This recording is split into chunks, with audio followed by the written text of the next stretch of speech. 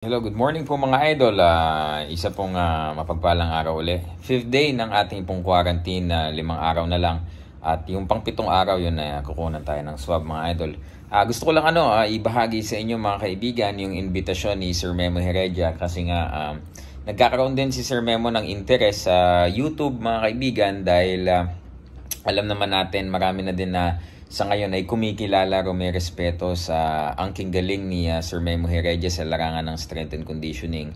So sa aming pong GC ay sinabi niya uli yung kanyang interest about YouTube. So nagpapatulong si Sir Memo Heredia mga kaibigan at nag-a-ask ng ating suporta na kung sisimulan niya na ang kanyang YouTube ay kumaari nating suportahan mga idol. So syempre tayo naman ay buo ang suporta natin kay Sir Memo Heredia, no?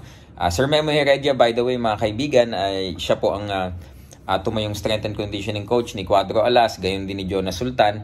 At alam naman natin na although tinulungan niya si Ugas mga kaibigan sa recovery sa conditioning, no, sa laban kay Senator Manny, pero it's all professional naman mga idol. Yun ang mga ginawa ni Sir Memo ay kanyang trabaho, so wala naman tayong dapat na dahilan para i-take yun personally, no? So yun nga, nagpapatulong si Sir Memo po sa atin na kung maaari ay tulungan siya na gumawa ng YouTube channel at tayo mag-upload ng mga video niya na mga informative video kasi as early as now mga idol, napakaraming nagtatanong po kay Sir Memo hinggil sa usapin ng strength and conditioning, ano. Ang dami ding mga Pilipino ngayon na talagang tumataas ang respeto kay Sir Memo. Una pong pumutok ang pangalan ni Sir Memo Heredia noong pong 2012 kung saan nananockout po ni Juan Manuel Marquez si Senator Manny Pacquiao that time, sa ika-6 na round. At yung iba sa atin, alam naman natin na ang nasa likod po ng strength and conditioning ni Juan Manuel Marquez that time ay si Sir Memo nga, no? Ang dami nagsasabi bakit parang lumaki si Juan Manuel Marquez, parang naging isang Mexican Hulk itong si Juan Manuel Marquez, no? At yan naman ay nakikita natin, naging saksi po tayo mga kaibigan kung paano talaga ang work ethic ng isang Memo Heredia. So yun, sa kanyang magiging content mga kaibigan sa kanya pong pinaplano na YouTube channel ay yung mga katanungan po, no, sa mga nagnanais din na pasukin ng strength and conditioning, kung ano yung mga tamang gawin, kung ano yung mga techniques niya. Although alam sa aking palagay, hindi naman niya yun i-share lahat kasi syempre yung mga yung mga iba na nandun din sa business na yun ay baka kunin yung mga workouts niya. Siguro yung mga general questions na pwede niyang masagot, no? Scientific kasi ang approach mga kaibigan ni Sir Memo. Siya po din ay nag-aral. If I'm not mistaken, yung pong kanya pinag-aralan ay chemist siya, no?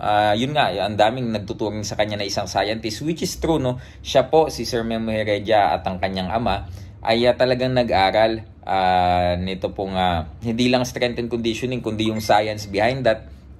Kaya po yung mga supplements na tinitake ng ating mga boksingero mga kaibigan, na yan po ay lahat po naman yan ay VADA approved, WADA approved. Lahat po ng anti-doping association na organization na nagsasagawa po ng testing sa mga atleta ay ano naman po yun, yung mga substance na ginagamit ni Sir Memo ay approved po yan. Lalo na yung VADA po ang pinakamahigpit. So napatunayan naman po natin yan, yung huling syempre naging napaka hot topic yung kay Cuadro Alas at napatunayan yun tatlong beses po kami nakakuha ng result na negative sa VADA, kung saan nagpapatunay po na talagang ang ginagawa ni Sir Memo na programa sa mga atleta po na kanyang hinahawakan ay talagang aprobado, legal, malinis at talaga namang subok na mga idol. No, nakita naman natin na yung outcome, 'di ba?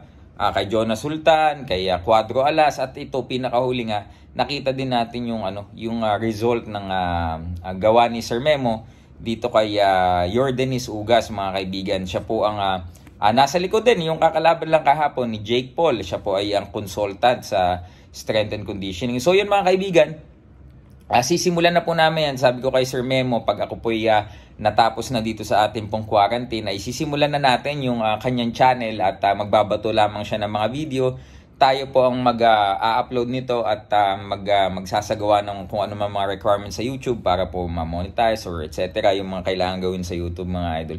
So ayun po, nanghihingi po si Sir Memo ng suporta natin, lalo na sa ating mga Pilipino, dahil ayun nga, napaka-appreciative niya sa ating mga Pilipino, dahil although alam naman natin na ilang beses na din nakalaban natin or nasa kabilang panig si Sir Memo, although professionally naman talaga yung kanyang trabaho, dahil tinutulungan din naman niya tayo, mga kaibigan, kay Quadrolas, kay Jonas Sultan, at ngayon may yung ibang mga boxers pa ng MP ay plano po ni Sir Sean na ipahawa kay Sir Memo Heredia.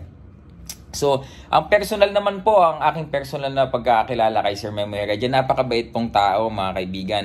When it comes to business, when it comes to work, talagang napaka-dedicated sa work niya, napaka-passionate, mga kaibigan. Yun ang word na pwede kong i-describe si Sir Memo. Palabiro din, no? Masayang kasama at lagi lang kami nagtatawanan. Pero when it comes to work, mga kaibigan, napakahigpit at stricto nitong si Sir Memo.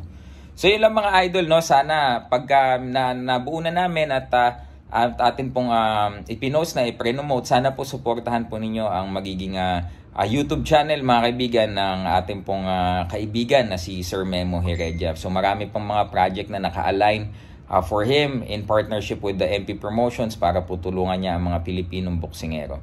So yun lamang po, mga idol, salamat po. Alam ko naman na susuportahan niyo si Sir Memo dahil ngayon pa lang ang dami na nagtatanong, sana merong ganito si Sir Memo para pag may katanungan kami, talagang masagot.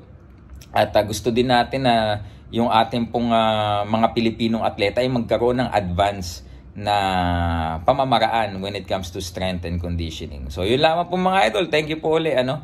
5th day of being quarantined at konti na lang. Yes. Salamat po. Oh yeah.